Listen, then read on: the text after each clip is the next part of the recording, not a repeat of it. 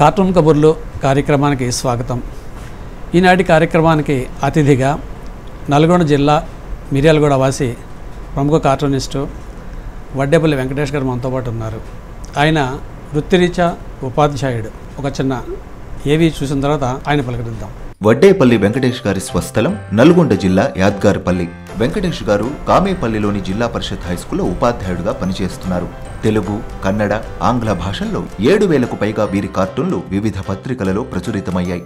రాష్ట్ర, జాతీయ స్థాయిలలో అనేక అవార్డులను వీరు సొంతం చేసుకున్నారు. 2024 సంవత్సరంలో వీరికి బాపు రమణ అవార్డు లభించింది. ఎన్నికల కమిషన్ ఓటర్ల చైతన్యంపై నిర్వహించిన పోస్టర్ల కార్టూన్ పోటీలో వీరికి ప్రథమ బహుమతి లభించింది. వడ్డేపల్లి బాల సాహిత్యంలో అనేక రచనలు చేశారు. వీరు రాసిన 200కు పైగా పిల్లల కథలు వివిధ పత్రికలలో ప్రచురితమయ్యాయి. వీరు రాసిన కథలు అన్ని జాబిలి పేరుతో సంకలనంగా ఆవిష్కృతం అయ్యింది. ప్రభుత్వ పాఠ్య పుస్తకాలకు వీరు బొమ్మల చిత్రీకరణ చేశారు. వివిధ సామాజిక సమస్యలపై వీరు తమ కార్టూన్ బాణాలను ఎక్కుపెడతారు. విద్యార్థులకు సైతం బొమ్మలు నేర్పుతూ కార్టూన్ల యందు అభిరుచి, ఆసక్తిని కలిగిస్తున్నారు వడ్డేపల్లి వెంకటేష్ గారు.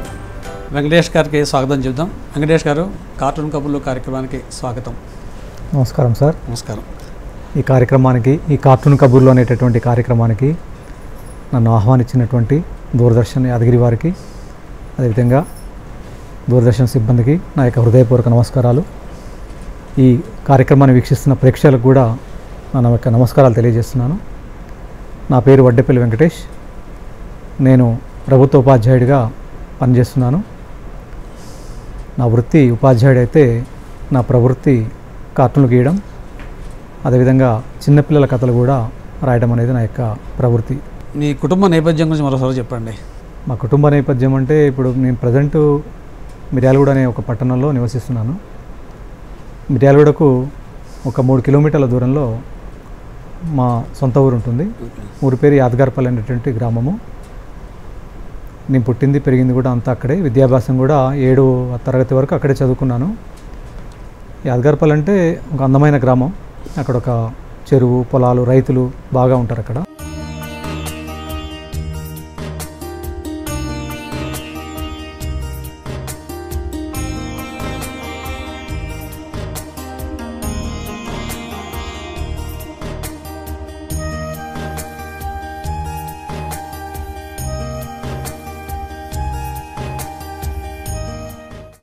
సో 7 తర్వాత 8 నుంచి డిగ్రీ వరకు కూడా నేను పక్కన ఉన్నటువంటి టౌన్ మిర్యాలగూడకు వెళ్ళి చదువుకున్నాను. మా నేపథ్యం వచ్చి మా నాన్నగారి పేరు లింగయ్య గారు, తర్వాత మా మదర్ పేరు శారదమ్మ. అట్లాగే నాకు 2 బ్రదర్సు, ఒకరు అన్న శ్రీనివాసు, తమ్ముడేమో వెంకటనారాయణ, అక్క ఉన్నారు, అక్క యాదమ్మ. ఇది నా నేపథ్యం సార్. అందరూ తెలిసేటిళ్ళు, అందరూ ఎవరి వృత్తిలో వాళ్ళు సెటిల్ అయ్యారు. నాన్నగారు ఏం చేసేవారు? నాన్నగారు ఒక చిన్న వ్యాపారం, కిరాణా దుకాణం నడుపుతూ మమ్మల్ని పోషించాడు ఆయన. ఇంకా ఆయన అట్లా చదివించుకుంటూ, నేను డిగ్రీలో ఉండగానే, నేను బీడీలో ఉండగానే తను చనిపోయాడు. ఆ తర్వాత ఇక ఆ బాధ్యత మా తమ్ముడు తీసుకున్నాడు. నేను మాత్రం అట్లా చదువుకుంటూ నేను కంటిన్యూ అయ్యి ఉపాధ్యాయుడిగా ఎదిగాను. వెంకటేష్ గారు, సోషల్ మీడియాలో మీరు చాలా యాక్టివ్గా ఉంటారు సార్. అనేక సమస్యల మీద ప్రతిస్పందిస్తుంటారు. ప్రతిదానికి ఆల్మోస్ట్ ప్రతి సమస్యని మీరు ఒక కోణంలో చూస్తుంటారు, దాని మీద కార్టూన్ బాణాలు ఎక్కువ పెడుతూ ఉంటారు.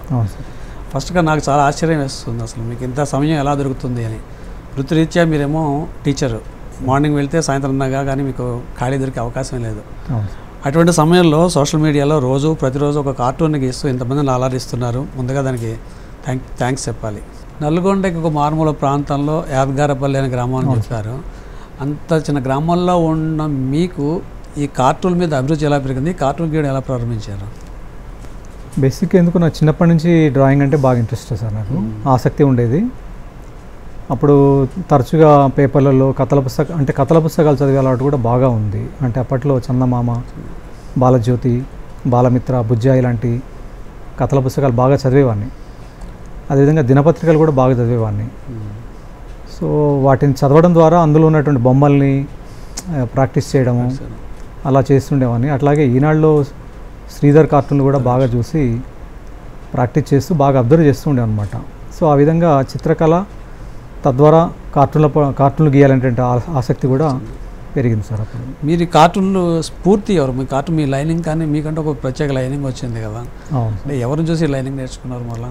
నేను కార్టూన్ చూసిందైతే ఈనాడు శ్రీధర్ గారిదే కార్టూను బాగా అబ్జర్వ్ చేసేవాడిని. గత ఎన్నో సంవత్సరాలు ఇప్పటికీ కూడా ఆయన కార్టూన్లు బాగా అబ్జర్వ్ చేస్తూ కార్టూన్లు గీయాలనేటువంటి ఆలోచన ఆయన కార్టూన్ ద్వారా వచ్చింది.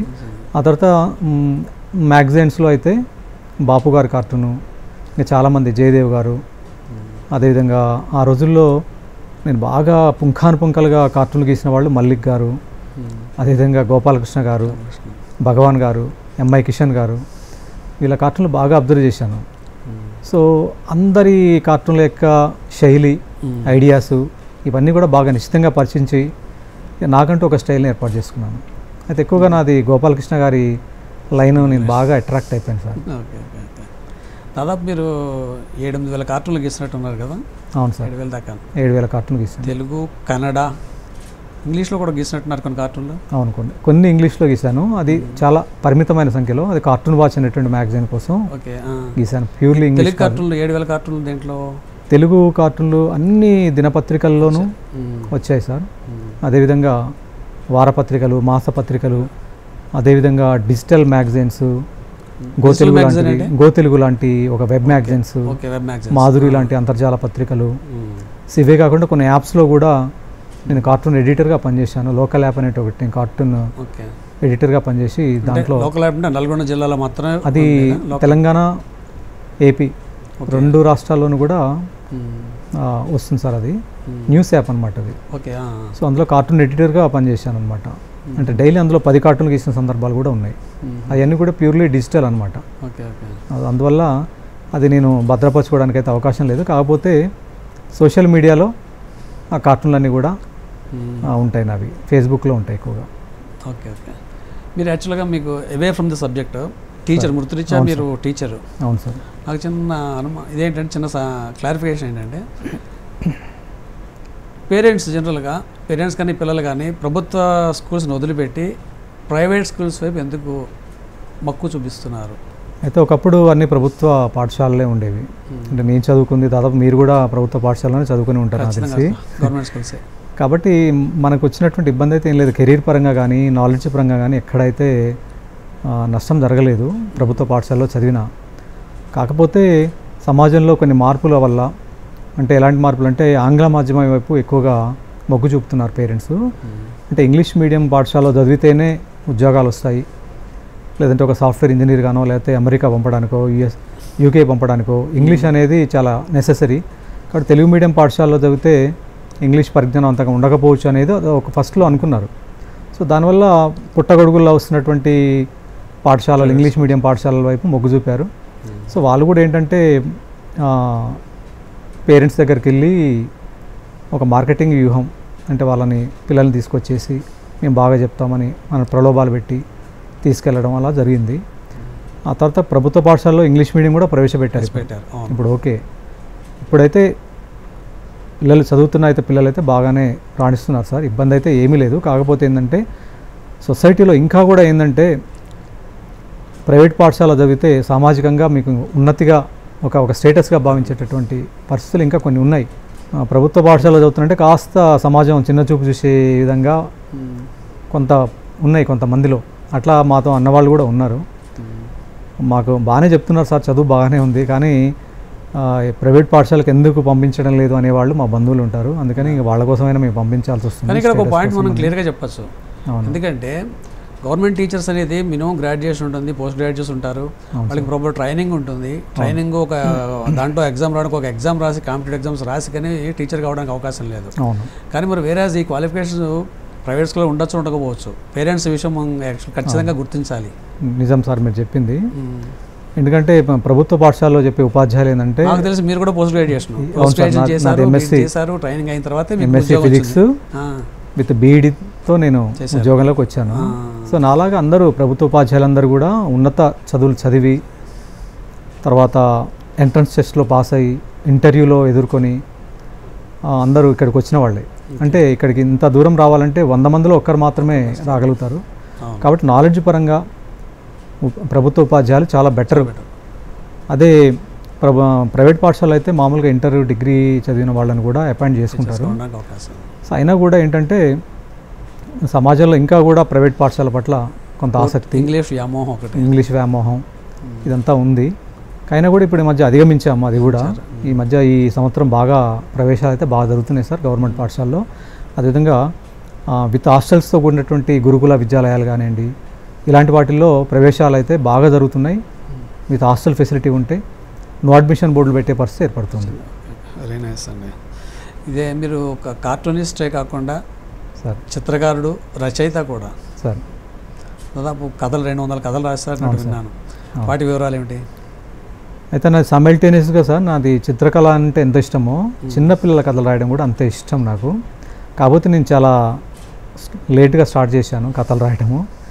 కార్టూనిస్ట్గా ఒక పేరు వచ్చిన తర్వాత కథలు కూడా మనకు రాయాలనే కోరిక బలంగా ఉండిపోయింది. ఎప్పుడైనా కథలు రాయాలనే ఆలోచనతో సరదాగా నేను ఈనాడుకే పంపించాను. అలా పంపంగానే అలా ప్రచురణకు ఎంపికైంది పిల్లల కథ. ఈనాడు హాయ్ బుజ్జిలో వస్తుండేవి. సో క్రమంగా పంపడం మొదలుపెట్టాను. నేను పంపిన ప్రతి కథ కూడా పబ్లిష్ అయింది. దాదాపుగా 99% కథలన్నీ పబ్లిష్ అయినాయి. తర్వాత బాలభారతము అనే ఒక మ్యాగజైను ఈనాడు వాళ్ళదే. తర్వాత ఇంకా ఇతర దినపత్రికల్లో వచ్చేటటువంటి పిల్లలకు సంబంధించిన శిష్యులన్నిటికీ కూడా నేను కథలు పంపాను. అందులో కూడా కథలు రావడం నాకు బాగా సంతోషంగా అనిపించింది. అదేవిధంగా కొన్ని కథల పోటీలో కూడా బహుమతులు రావడం, ఇట్లా తెలంగాణ సారస్వత పరిషత్తులో కూడా నాకు కథకుడిగా నాకు ఆహ్వానం రావడం, అక్కడ ప్రసంగించే అవకాశం రావడం లాంటివి కూడా జరుగుతున్నాయి. కాబట్టి ఇప్పుడు కథల మీద కూడా పూర్తి శ్రద్ధ పెట్టాను. అదేవిధంగా ఇంకోటి ఏంటంటే తెలుగు యూనివర్సిటీ వాళ్ళ ఆర్థిక సహకారంతో నా యొక్క కొన్ని కథల సంకలనం కూడా నేను వెలువరించాను. పిల్లల జాబిలి అనే ఒక కథల పుస్తకాన్ని నేను వెలువరించాను సార్. అది బాగా ప్రజాదరణ పొందింది. అది అదేవిధంగా చాలా ప్రభుత్వ పాఠశాలలో కూడా నేను ఉచితంగా పంపిణీ చేశాను పిల్లలకి. అవును సార్. బొమ్మల వరకు వచ్చేటప్పటికి బొమ్మలు కూడా నేనే గీసుకున్నాను సార్. నా కథలకి నేనే కూడా మీరు బొమ్మలు గీసారు. Yes sir. అవును సార్. అయితే ఇంకొక అదృష్టం ఏంటంటే అది ఒక ఉపాధ్యాయుడిగా నేను ఏదైతే నేను పుస్తకం చూసి నేను పిల్లలకు పాఠాలు చెప్తున్నాను కదా, ఆ పాఠాలు వచ్చే బొమ్మలు కూడా కొన్ని నేను గీసినవి ఉన్నాయి. అంటే నాతో పాటు చాలామంది ఆర్టిస్టులు, కూరెళ్ళ శ్రీనివాస్ గారు, ఇలా చాలామంది మీ ఒక బృందం అనేది ఉంటుంది. ఎస్సీఆర్టీలో ఆర్టిస్టుల బృందంలో నేను ఒకరిని. సో ఈ పిల్లల యొక్క పాఠ్యపుస్తకాలు అంటే ఉమ్మడి ఆంధ్రప్రదేశ్లో ఉన్నప్పుడైనా ఇప్పుడు తెలంగాణ గవర్నమెంట్ వచ్చిన తర్వాత వచ్చిన పుస్తకాల్లో కూడా నేను ఈ పాఠ్యాంశాలకు సంబంధించినటువంటి బొమ్మల్ని, కార్టూన్లని, కార్టూన్ శీర్షికల్ని కూడా అంటే కార్టూన్ కామిక్స్ని కూడా నేను గీశాను సార్. అది చాలా సంతోషంగా ఉంటుంది. పిల్లలకి నేను పాఠం చెప్పినప్పుడు ఈ బొమ్మ నేనే గీశాను అంటే పిల్లలు నిజమైన సార్ అని అడుగుతూ ఉంటారు. అదొక ఆనందం. జనరల్గా మీరు కార్టూన్స్ ఎలా గీస్తారు? పేపర్ మీద లేకపోతే? పేపర్ మీదనే. అంటే అనాదిగా మనం అప్పట్లో మాకంటే ముందు కార్టూనిస్టులు అందరూ కూడా ఒక వైట్ పేపర్, ఇండియన్ ఇంక్ పెన్తో నిప్పుతో గీసేవాళ్ళు సార్, బ్రష్లతో గీసేవాళ్ళు. సో అలా నేను ట్రై చేశాను. అప్పుడులో సత్యమూర్తి గారి కార్టూన్ గీయడం ఎలానే ఒక పుస్తకాన్ని చూసి ఇండియన్ ఇంక్తో నేను ట్రై చేశాను. క్రోక్విల్ నిబ్స్ అని, ఇండియన్ ఇంక్ పెన్స్ అని ట్రై చేశాను. కానీ అంత ఫ్రీగా నాకేమీ రాలేదు అవి. తర్వాత స్కెచ్ పెన్, బ్లాక్ స్కెచ్ పెన్తో కూడా గీయొచ్చు అనేది అన్న తర్వాత మాత్రం నేను ఈజీగా గీయగలగడం నేర్చుకున్నాను అనమాట. కాబట్టి నేను ఇప్పటికీ కూడా పెన్ను పేపరే వాడుతున్నాను సార్. నేను ఇంకా నేను ఇప్పుడు కొత్తగా యాపిల్ ఐప్యాడ్స్ అవి కూడా వాడుతున్నారు. ఇంకా నేను కలర్స్ మాత్రం ఫస్ట్ ఫోటోషాప్లో గీసాను సార్. అంటే ఒక వైట్ పేపర్ మీద మన లైన్ డ్రాయింగ్ గీసిన తర్వాత, కార్టూన్ గీసిన తర్వాత దాన్ని స్కాన్ చేసి ఫోటోషాప్లోకి దాన్ని తీసుకెళ్ళి దాన్ని ఫోటోషాప్లో కలర్స్ వేయడం. స్టార్టింగ్లో అలా చేశాను. తర్వాత ఇప్పుడు మొబైల్లో కూడా ఆప్షన్ వచ్చిందనే విషయం తెలిసిన తర్వాత కొన్ని యాప్స్ ఉన్నాయి, కలరింగ్ యాప్స్ ఉన్నాయి. సో ఇప్పుడు మొబైల్ ద్వారానే స్కాన్ చేసి మొబైల్లోనే కలర్లు వేయడం అనేది ఇప్పుడు ప్రజెంట్ చేస్తున్నాను. ఈజీగా అయిపోతుంది, తొందరగా అయిపోతుంది, ఫాస్ట్గా అయిపోతుంది. మీరు సోషల్ మీడియాలో చాలా యాక్టివ్గా ఉంటారు కదా సార్. మీరు ప్రతిరోజు పేపర్లో ప్రతి ఒక్క సమస్య మీద స్పందిస్తూ ఉంటారు ఒక కార్టూన్ ద్వారా. అవును సార్. ఇప్పుడు ఏం గొడవలు అవ్వలేదా? అవుతుంటాయి సార్. కొంత కాంట్రవర్సీ కార్టూన్లు కూడా ఉంటాయి. అంటే నేను ఒక సామాజిక అంశం మీద నేను గీస్తూ ఉంటాను, కానీ ఎవరి మీద ద్వేషం అయితే ఉండదు. ఇప్పుడు ఒక సమస్య, స్థానిక సమస్యలు ఉంటాయి మిర్యాలగూడలో. సో ఇట్లా కొన్ని రోడ్ల విషయంలో కానీ లేకపోతే ఇంకేదో కానీ ఒక బ్రిడ్జ్ విషయంలో కానీ అవి గీసినప్పుడు అక్కడ స్థానిక ప్రజల్లో బాగా ఆసక్తి ఉంటుంది. వాటిని సామాజిక మాధ్యమాల్లో బాగా వైరల్ చేస్తూ ఉంటారు. కొన్ని అంశాల పట్ల చాలా సానుకూలంగా ఉంటారు. కొంతమంది దానికి సంబంధించిన వాళ్ళు కొంత వ్యతిరేకించిన సందర్భాలు కూడా ఉన్నాయి. కానీ అంత పెద్ద తీవ్రమైన వ్యతిరేకత ఏం రాలేదు. సార్ మేము అలా చేయలేదు, మీరు కార్టూన్ అలా గీయకుండా ఉండాల్సింది అన్నవాళ్ళే కానీ బెదిరించే సందర్భాలు అయితే ఏం జరగలేదు. కాకపోతే ఒకటి అటవీకి సంబంధించినటువంటి ఒక దగ్గర అటవీ సంపద ఆక్యుపై చేసుకున్నారు అక్కడ స్థానిక నాయకులు అనే దాని మీద కార్టూన్ గీస్తే మాత్రం కొంత బెదిరింపు ధోరణి జరిగింది, అంతకుమించి ఏం జరగలేదు సార్. ఇంకోటి కొద్దిగా జాతీయవాద కార్టూనిస్ట్ నేను. ఈ దేశం అంటే కొంత బాగా భక్తి అభిమానం అంటే అందరికీ ఉంటుంది. యాజ్ ఏ కార్టూనిస్ట్గా నేను ఈ దేశం మీద కార్టూన్లు ఎక్కువగా గీస్తుంటాను. అదే క్రమంలో మనకు శత్రు దేశాలంటే చైనా కానీ పాకిస్తాన్ కానీ వాటి మీద కూడా గీస్తూ ఉంటాను నేను. చైనాకి సంబంధించిన కార్టూన్లు పుంఖానుపుంఖలుగా గీశాను. సో ఆ చైనా మీద గీసినప్పుడు కూడా కొంతమంది ఎందుకో తెలియదు ఎందుకు గీస్తున్నారు చైనా మీద అన్న వాళ్ళు కూడా ఉన్నారు. ఈ టీచర్స్ సమస్యల మీద కూడా చాలా కార్టూన్లు గీశారు చాలాసార్లు నేను చూశాను. అవును సార్. టీచర్లు అంటే ఇప్పుడు నేను స్పాంటేనియస్గా ఐడియాస్ వస్తుంటాయి సార్ నాకు ఎందుకు. ఇప్పుడు ఇక్కడ స్టూడియోకి వచ్చాను, రాగానే ఒక ఐడియా వచ్చేసింది నాకు. అట్లాగే మా టీచర్కి సంబంధించినటువంటి ట్రైనింగ్స్ అవి జరుగుతూ ఉంటాయి. అక్కడ జరిగినప్పుడు అప్పటికప్పుడు కార్టూన్ గీసి అప్పటికప్పుడు ఆ మీటింగ్లోనే చూపించే సందర్భాలు ఉన్నాయి. సో బాగా అప్లాజ్ వస్తూ ఉంటుంది. టీచర్స్ కూడా అసలు ఎట్లా ఎంత బాగా గీస్తున్నావు, అసలు ఎంత ఫాస్ట్ అని చెప్పేసి వాళ్ళందరూ చాలా ఆశ్చర్యపోతుంటారు. డిఓ గారు కూడా అభినందించిన సందర్భాలు ఉన్నాయి. డిఓ గారు కూడా మా జిల్లా విద్యాశాఖ అధికారి. అయితే ఇప్పుడు మా కోసం మన ప్రేక్షకుల కోసం ఒక కార్టూన్ గీసి చూపిస్తారా? తప్పకుండా సార్, తప్పకుండా గీద్దాము. సబ్జెక్ట్ కూడా మీరే నిర్ణయించండి సార్. మీ ఇష్టం చేసి ఒక కార్టూన్ గీద్దాం. తప్పకుండా సార్, తప్పకుండా గీద్దాం.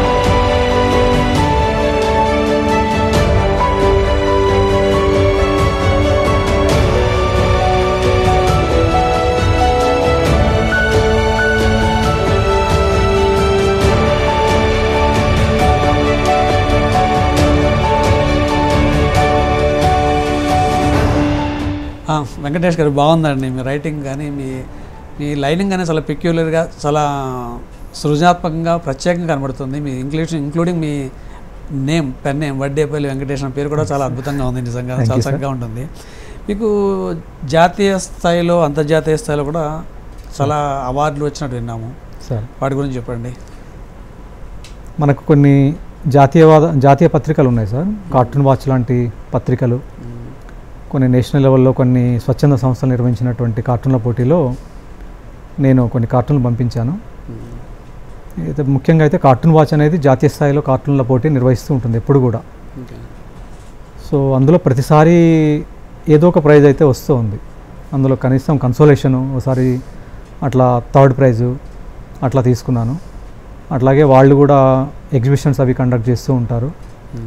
అదే అంతర్జాతీయ ఎక్కడి నుంచి వస్తుంది, ఏ రాష్ట్రం నుంచి వస్తుంది పత్రిక? అది ఛత్తీస్గఢ్ అనే ఒక రాష్ట్రం నుంచి త్రయంబక్ శర్మ గారు, ఎడిటర్ గారు. సో ఆయన ప్రతి ఏడు కూడా ఒక 2-3 సార్లు అట్లా నిర్వహిస్తుంటాడు ఆయన కార్టూన్ల పోటీని. ముఖ్యంగా మన తెలుగు కార్టూనిస్టులు ఎక్కువగా అందులో ప్రైజులు కూడా గెలుపొందుతూ ఉంటారు. సో అది నేను చెప్పుకోవడానికి ఏంటంటే అది జాతీయ కార్టూన్ల పోటీ కాబట్టి నేను కూడా ఒక జాతీయ కార్టూన్ల పోటీలో బహుమతి సంపాదించనే ఒక అయితే సంతోషం అయితే ఉంది. అదేవిధంగా మన వాళ్ళు ఇంటర్నేషనల్ కార్టూన్లు కూడా గీస్తూ ఉన్నారు. దాంట్లో కూడా మనం ఎందుకు గీయకూడదు అంటే, కాకపోతే మనం దాన్ని ఎక్కువగా గమనించాము. కాకపోతే ఆ వెబ్సైట్స్ మనం చూసినట్లయితే ప్రతిరోజు ఏదో ఒక కార్టూన్ల పోటీ ఉంటుంది. సో అట్లా నేను కొన్ని గీసిన తర్వాత కొన్ని కార్టూన్లు అంటే ప్రైజులు ఏం రాలే కానీ అంతర్జాతీయ వేదికల మీద నా కార్టూన్ కూడా ఎగ్జిబిట్ అయినాయి. పార్టిసిపేషన్ సర్టిఫికేట్స్ సబ్జెక్ట్ ఏమిటది? అవి పర్యావరణం మీద, ఓకే, శాంతి, యుద్ధం ఇటువంటి అంశాల మీద, ఇట్లాంటి వాటి మీద గీసాను సార్ నేను. ఎంతవరకు అంతర్జాతీయంగా చెప్పారు, తెలుగులో వచ్చిన కార్టూన్ అవార్డుల గురించి మీరు చెప్పలేదా? నాకు చాలా కార్టూన్ల పోటీలో బహుమతులు వచ్చాయి. ఎక్కువగా పర్యావరణం మీద గీసిన కార్టూన్లకి బహుమతులు వచ్చాయి. అందులో ఒకటి ఏంటంటే కార్టూన్ వాచ్ అనే ఒక మ్యాగజైను ఛత్తీస్గఢ్ నుంచి వస్తుంది. సో వాళ్ళు పెట్టిన పర్యావరణ కార్టూన్ పోటీలో నాకు వచ్చిన కార్టూన్కి ఏంటంటే అందులో ఒక సైకిల్ చూపించాను అనమాట. అందులో అంటే పుట్టుక నుంచి ఒక వ్యక్తి చెట్టుతో ఎట్లా అనుబంధాన్ని కొనసాగిస్తాడు, పుట్టుక నుంచి చావు వరకు చెట్టుతో అనుబంధాన్ని నేను చూపించాను అనమాట. అంటే చివర్లో అదే చెట్టుతో అతన్ని కాల్చివేయడం అనే ఒక కార్టూన్ ద్వారా నేను చూపించాను.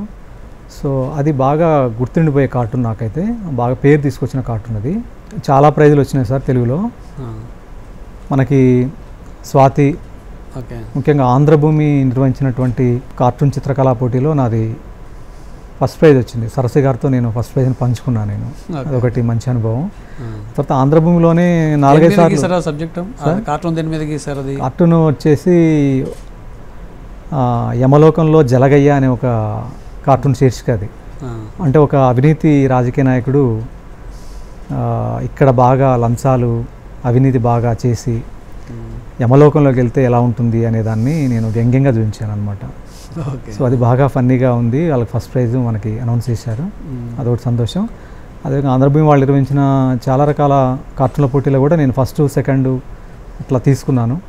ఇంకా తర్వాత ఇంకేంటంటే హాస్యానందం గురించి చెప్పుకోవాలి మనం ఇక్కడ. హాస్యానందం ఎడిటర్ రాము గారు మరి ఆయన రెగ్యులర్గా కార్టూన్ సంబంధించిన పత్రిక నడుపుతూ ప్రతీ నెల కూడా కార్టూనిస్టులకి అనేకమైన కార్టూన్ల పోటీలు పెడుతున్నారు. సో నేను అందులో కార్టూన్ బరస్ట్ అనే ఒక శీర్షిక కూడా నడిపించాను. అది ఎవ్రీ మంత్ ఒక కార్టూన్ బరస్ట్లో ఒక కార్టూన్ వస్తుంది. అట్లాగే అందులో తలిశెట్టి రామారావు గారు అంటే తొలి తెలుగు కార్టూనిస్టు తలిశెట్టి రామారావు గారి పేరు మీద హాస్యానందం పత్రిక, అదేవిధంగా సత్కళాభారతి, తర్వాత తెలంగాణ సాంస్కృతిక శాఖ వీళ్ళందరూ సంయుక్తంగా ఎవ్రీ ఇయర్ మే 20 నాడు కార్టూన్ల పోటీ పెడుతుంటారు సార్. అందులో కంటిన్యూగా నాకు 7 సార్లు ప్రైజులు వచ్చినాయి. అది రవీంద్ర భారతి వేదిక మీద ప్రముఖుల చేతి మీద, అంటే తనికెల భరణి గారు కానివ్వండి, గుండు సుదర్శన్ గారు, రాజేంద్ర ప్రసాద్ గారు, రమణాచారి గారు, వీళ్ళ చేతుల మీదుగా నేను కార్టూన్లు తీసుకున్నాను. అదేవిధంగా 2024 సంవత్సరానికి గాను నాకు బాపు రమణ పురస్కారం కూడా ఇచ్చారు సార్. అది చాలా సంతోషం, నాకు చాలా మైల్ స్టోన్ అనమాట. మరి మీ టీచర్గా ఉంటున్నారు, మీరు పిల్లలకు కూడా కార్టూన్ మీద అభిరుచి ఏమైనా కలిగిస్తున్నారా? తప్పకుండా సార్. నేను పిల్లలకి మొన్నటిదాకా నేను ప్రైమరీ స్కూల్లో ప్రైమరీ టీచర్గా పనిచేశాను నేను. సో నేను ఎక్కడ పనిచేసినా డ్రాయింగ్ అనేది నేను ఇంట్రెస్ట్ కాబట్టి పిల్లలకి డ్రాయింగ్ గురించి చెప్తూనే ఉంటాను ఖచ్చితంగా. చాలామంది ఇంట్రెస్ట్గా డ్రాయింగ్ నేర్చుకున్న వాళ్ళు ఉన్నారు, మంచి ఆర్టిస్టులు అయినారు వాళ్ళు కూడా. కార్టూన్ల గురించి వాళ్ళకు కూడా చెప్తుంటాను, కార్టూన్ల గురించి కూడా. కాకపోతే ప్రైమరీ పిల్లలు కాబట్టి వాళ్ళు కొంత టైం పడుతుంది. అయితే ప్రజెంట్ ఈ మధ్యన రీసెంట్గా 1 year బ్యాక్ నేను హై స్కూల్కి ప్రమోషన్ మీద గుండ్లపల్లి మండలం కామేపల్లి అనే ఒక హై స్కూల్కి స్కూల్ అసిస్టెంట్ మ్యాథ్స్గా వెళ్ళాను సార్. అక్కడ కూడా చాలామంది పిల్లలు డ్రాయింగ్ అంటే ఇంట్రెస్ట్ ఉన్నట్టు నాకు తెలిసింది. కాబట్టి వాళ్ళని ఇప్పుడు ట్రైన్ చేస్తున్నాను. ఇప్పుడైతే వాళ్ళకి కార్టూన్ గీయడం నేర్పుతున్నాను. నావి డైలీ కార్టూన్స్ వాళ్ళకి చూపించి వాటిని చూస్తూ గీయడం, కొత్త ఐడియాస్ మీరుంటే గీయండి అని చెప్పడం, అలా గీస్తున్నాను. ఫ్యూచర్లో వాళ్ళు ఖచ్చితంగా మంచి కార్టూన్స్లో ఎదిగే అవకాశం అయితే ఉంది సార్. సో మీ చేతుల మీదుగా కొంతమంది కార్టూన్స్లు తయారు చేస్తున్నారు. అవును సార్, ఆ సంతోషం అయితే ఉంది. ఎందుకంటే వేరే ఎంప్లాయ్కి ఎక్కడ దొరకని అదృష్టం ఏంటంటే ఉపాధ్యాయులకి దొరుకుతుంది. మన అభిరుచుల్ని పిల్లల మీద వాళ్ళకి అప్లై చేసి ఒక కార్టూనిస్ట్గా కథకుడిగా తయారు చేసే అవకాశం నాకు దక్కింది. ఇప్పుడు ప్రస్తుతం సోషల్ మీడియా తప్ప మ్యాగజైన్స్ తగ్గిపోయాయి. అవును సార్. అలాగే పాఠకులు అయితే మాత్రం చాలామంది ఉన్నారు. అవును. పాఠకులకు తగ్గ కార్టూన్లు తెలుగు కార్టూన్స్ నుంచి అందుతున్నాయా? అవును సార్, ఇప్పుడైతే అంతా సోషల్ మీడియా ఎఫెక్టే ఉంది సార్. ఇప్పుడంతా కూడా పత్రికలన్నీ కూడా మూతపడ్డాయి. సో ఇప్పుడు శూన్యంగా ఉంది ఇప్పుడైతే. ఒకప్పుడు అంటే నిజంగా చెప్పాలంటే కార్టూన్ పత్రికలో పడి ప్రింట్లో చూసుకుంటేనే అదొక ఆనందం. కానీ ఇప్పుడు ఆ పరిస్థితులు లేవు. కాకపోతే సోషల్ మీడియా అనేది కూడా ఇప్పుడు చాలా ప్రబలంగా బలమైన ఆయుధంగా పనిచేస్తుంది. ప్రజలందరి చేతుల్లో మొబైల్ ఫోన్లు చేతుల్లో ఉన్నాయి. వాళ్ళకేంటంటే న్యూస్ అందుతోంది. అందుకని కార్టూన్ కూడా నేను కాంటెంపరీగా ఒక అంశం కనపడంగానే వెంటనే గీస్తున్నాను నేను. సో అది వెంటనే సామాజిక మాధ్యమంలో వెంటనే పోస్ట్ చేస్తున్నాను. అవి వందలు వేలాది షేర్లు అయినటువంటి కార్టూన్లు కూడా ఉన్నాయి సార్. నాకు బాగా పేరు తీసుకొచ్చింది సోషల్ మీడియా. సామాజిక అంశాలకు ఎక్కువ ప్రాధాన్యత, సామాజిక అంశాలు ఎక్కువగా, అంటే రెగ్యులర్గా ఉండేటటువంటి అంశాలు, అంటే ఎక్కువగా నేను పర్యావరణం మీద బాగా గీసాను సార్. అంటే నాకు ప్రైజులు వచ్చింది కూడా ఎక్కువగా పర్యావరణము వీటి మీద బాగా వచ్చింది. అట్లాగే పొల్యూషను వీటి మీద బాగా గీసాను నేను. తర్వాత కరోనా అనేది వచ్చిన తర్వాత కరోనా పీరియడ్లో దాదాపు 1.5 year మనం ఇంటికి అంకితం అయిపోయినాం. ఆ టైంలో నేను దాదాపు 100-150 కార్టూన్ల వరకు గీసాను సార్. నేను బాగా వైరల్ అయినాయి ఆ కార్టూన్లు కూడా బాగా వైరల్ అయినాయి. చాలా సంతోషం అనిపించింది నాకు అప్పుడు. మీరు ఇష్టపడే కార్టూనిస్ట్ ఎవరు? నాకు బాగా పొలిటికల్ కార్టూనిస్ట్లో అయితే ఈనాడు శ్రీధర్ గారు, అట్లాగే మా జిల్లా వాసి శంకర్ గారు. ఆయన ఇంటర్నేషనల్ స్టాండర్డ్ క్యారికేచరిస్ట్. ఆయన మ్యాథ్స్ టీచర్గా పనిచేస్తూ ఇటు కార్టూన్లు గీస్తూ వృత్తి ప్రవృత్తి రెండింటిని సమపాలలో మెయింటైన్ చేసుకుంటూ వెళ్తున్నాడు. ఇంకోటి చాలా అద్భుతంగా కూడా కార్టూన్ గీయటం, చాలా వరకు చాలా కాంటెస్ట్లలో కూడా ప్రైజులు తనకి వచ్చాయి. నాకు కూడా చాలాసార్లు ఇద్దరం షేర్ చేసుకుంటాం. నాకు ఏదైనా వచ్చినా తను ఫోన్ చేసి చెప్తాం, తనకు వచ్చిన మెసేజ్ పెట్టాం. ఏదో మొత్తం మీద జర్నీ చాలా సంవత్సరాల నుంచి ఇద్దరు చేస్తున్నాము. తనకన్నా ఒక ముందు నేను కొద్దిగా ఈ ఫీల్డ్లోకి వచ్చి నేను ఒక పత్రికల్లో తన గవర్నమెంట్ ఎంప్లాయీ అయితే అక్కడే ఉండి కార్టూన్ వేసి ఎనీహా ఇద్దరం ఒకటే ఫీల్డ్ కాబట్టి షేర్ చేసుకుంటూ అట్లా జరుగుతుంది.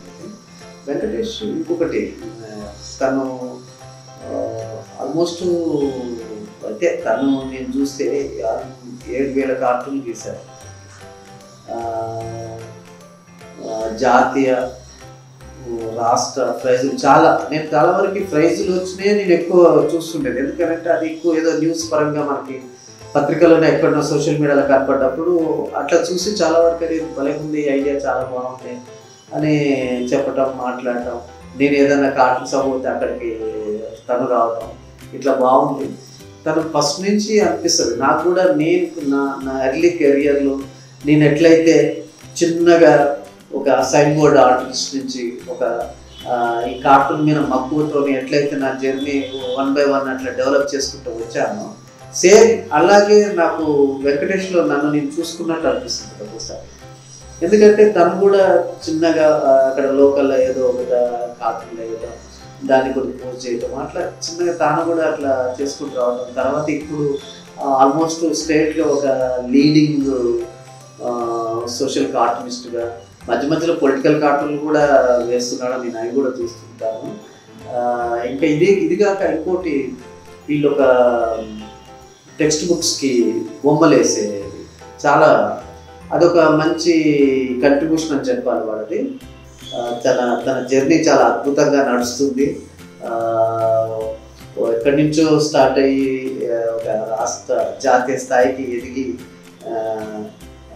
తన పరిధిని పెంచుకుంటూ వెంకటేష్ ఇంకా ముందుకు పోవాలని, ఇంకా అవార్డులు, ఇంకా మంచి భవిష్యత్తు ఇంకా తనకి ఉండాలని కోరుకుంటూ గుడ్డెపల్లి వెంకటేష్కు శుభాకాంక్షలు చెప్తూ thank you so much. Social కార్టూన్లో అయితే బాపు గారు, జయదేవ్ గారు, ఆ తర్వాత గోపాలకృష్ణ గారు ఇలా ఉంటారు సార్. అయితే ఇంకా గుర్తుపెట్టుకోదగినటువంటి వ్యక్తి ఎవరంటే కందికట్ల గారని ఉండేవారు సార్. ఆయన షోలాపూర్లో ఉండేవాళ్ళు. సో ఆయన చాలా మోస్ట్ సీనియర్ కార్టూనిస్టు. సో ఆయనే నన్ను ఫోన్ చేసి నాకు పరిచయం చేసుకున్న తర్వాత ఇక మాకు అనుబంధం అలా కొనసాగింది. ఆయనే చెప్పాడనమాట. ఆయన తెలుగు కార్టూన్లు గీశాడు, తర్వాత మరాఠీ కార్టూన్లు, కన్నడ కార్టూన్లు అన్నీ గీసేవాడు అనమాట. ఆయనే చెప్పాడు, మీరు ఎందుకు గీయకూడదు, కన్నడ కార్టూన్లు గీయండి సార్ బాగుంటుంది అని అంటే. సో ఆయన ద్వారా నేను సుధా అనే ఒక మ్యాగజైను, విజయవా అనే ఒక మ్యాగజైను వాటి కూడా నేను పంపాను. సో అందులో కూడా నావి పడ్డాయి కార్టూన్లు కన్నడలో. సో తర్వాత ఇక మాకు మిత్రులు ఉన్నారు, ఇంకా కార్టూనిస్ట్ మిత్రులు అందరూ నాకు మంచి సుపరిచితులే. సో సోషల్ మీడియాలో కానీ పత్రికల్లో కానీ మొత్తం కార్టూన్లు అంటే అభిమానించే వాళ్ళు చాలామంది ఉన్నారు. అవును సార్. జనరల్గా కార్టూనిస్ట్గా మీరేం ఎక్స్పెక్ట్ చేస్తున్నారు సొసైటీ నుంచి? నేను గమనించింది ఏంటంటే ఇప్పుడు పత్రికలు చదవటం లేదు. ఒకప్పుడు నవలలు చదివేవాళ్ళు, నవలలు అయిపోయింది. ఇప్పుడు కథలు కూడా చదివేంత టైం ఉండట్లేదు. అంత షార్ట్ మెసేజ్లు, అంటే వితిన్ నిమిషంలోపే అయిపోవాలి, అంత టైం కూడా ఉండటం లేదు చదివేందుకు. కాబట్టి రీల్స్ అనేవి ఇప్పుడు ఈ మధ్య బాగా పాపులర్ అయినాయి. సోషల్ మీడియాలో రీల్స్ అనేది అట్లా ఒక అర నిమిషంలోనే కంప్లీట్ అయిపోతుంది, ఫన్ జనరేట్ అవుతుంది. అలా చూస్తున్నారు, ఎంజాయ్ చేస్తున్నారు. ఎక్కడ కూర్చున్నా మొబైల్ చేతుల్లో ఉంటే వాళ్ళు ఎక్కడ ఉన్నా, బస్సులో ఉన్నా, ట్రైన్లో ఉన్నా, జర్నీలో ఉన్నా, ఎక్కడ ఉన్నా సరే వాటిని చూస్తే ఎంజాయ్ చేస్తున్నారు. కార్టూన్ ఇప్పుడు దానికి ప్రత్యామ్నాయంగా మారింది. అందుకని కార్టూన్కి బాగా ఆదరణ పెరుగుతుంది అనుకుంటున్నాను నేనైతే. ఎందుకంటే కార్టూన్ అనేది అర నిమిషంలోనే ఆ వ్యాఖ్య చూసి కాస్త బాగా ఎంజాయ్ చేస్తున్నారు, నవ్వుతున్నారు. కాబట్టి ఇంకా ముందు ముందు కార్టూన్కి జనాదరణ బాగా ఉంటుందని సొసైటీ నుంచి నేను అనుకుంటున్నాను. కానీ ఒకటి మాత్రం నిజం, రీల్స్తో పోల్చినప్పుడు కార్టూన్స్కి స్థాయి కానీ, హాస్యం కానీ, స్వచ్ఛత కానీ సోషల్ మీడియాలో చాలా ఎక్కువగా ఉన్నాయి. అవును సార్. కానీ అభిమానించే వాళ్ళు కూడా పాఠకుల్లో కూడా ఒక స్థాయి ఉంటుంది. అవును. దాని కంపేర్ టు రీల్స్తో పోల్చినప్పుడు కార్టూన్ అభిమానులు అంటేనే వాళ్ళ స్థాయి ఒక రకంగా ఉంటుంది ఖచ్చితంగాను. కాబట్టి రెండింటినీ పోల్చదగ్గది కాదేమో నా ఉద్దేశం. ఎందుకంటే కార్టూన్ స్థాయి ఎక్కువ రీల్స్ కన్నా కూడా. కార్టూన్ క్రియేటివిటీ, ఒక క్రియేటివిటీ ఉండాలి, ఒక సృజనాత్మకత ఉండాలి. చాలా అంశాలు కలిస్తేనే కానీ ఒక కార్టూనిస్ట్ కాలేడు. ఇన్ని అంశాలు ఉన్నప్పుడే కార్టూనిస్ట్. కాబట్టి కార్టూన్ స్థాయి ఎక్కువ. కాబట్టి మీరు ఏ విధంగానూ రీల్స్తో పోల్చుకునే అవసరం లేదేమో నా ఉద్దేశం. Yes sir. అంటే నేను అక్కడ టైంను మాత్రమే చూస్తాను సార్, స్థాయిని చూడట్లేదు. రీల్స్ అంటే చాలా వల్గర్గా వస్తున్నాయి. అది వాటి ఎంటర్టైన్మెంట్కి అలవాటు పడుతున్నారు. యువత చెడిపోతుంది వాస్తవంగా అయితే. కార్టూన్ అనేది ఒక కళ సార్. అది ఆ కళ ద్వారా మనం సమాజానికి ఎంతో కొంత మేలు చేసేవాళ్ళం అవుతాం. కార్టూన్ యొక్క మనం ఏమనుకుంటున్నామో సమాజానికి మనం తెలియజేస్తున్నాం కార్టూన్ ద్వారా. సామాజిక సమస్యలపై స్పందిస్తూ ఇమ్మీడియట్గా దాని మీద ఒక బాణాన్ని సంధించే మీలాంటి కార్టూనిస్టులు సంఘానికి, సమాజానికి కూడా చాలా అవసరం. అలాగే మీరు మరింత విద్యార్థుల్ని, చాలామంది మీ దగ్గర చదువుకున్న విద్యార్థులను కూడా చాలామందిని కార్టూనిస్టులుగా మార్చి సమాజ హితానికి ఉపయోగిస్తారని కూడా మేము ఎక్స్పెక్ట్ చేస్తున్నాము. అలాగే మీ అమూల్యమైన సమయాన్ని మా కోసం కేటాయించి, మా కోసం, మా ప్రేక్షకుల కోసం కేటాయించినందుకు, అలాగే మీరు భవిష్యత్తులో కూడా మీ కార్టూన్ బాణాలను ఇలాగే ఎక్కుపెట్టిస్తూ సమస్యలని ప్రజల దృష్టికి తీసుకొస్తారని మరోసారి కోరుకుంటూ సెలవు. ధన్యవాదాలు సార్.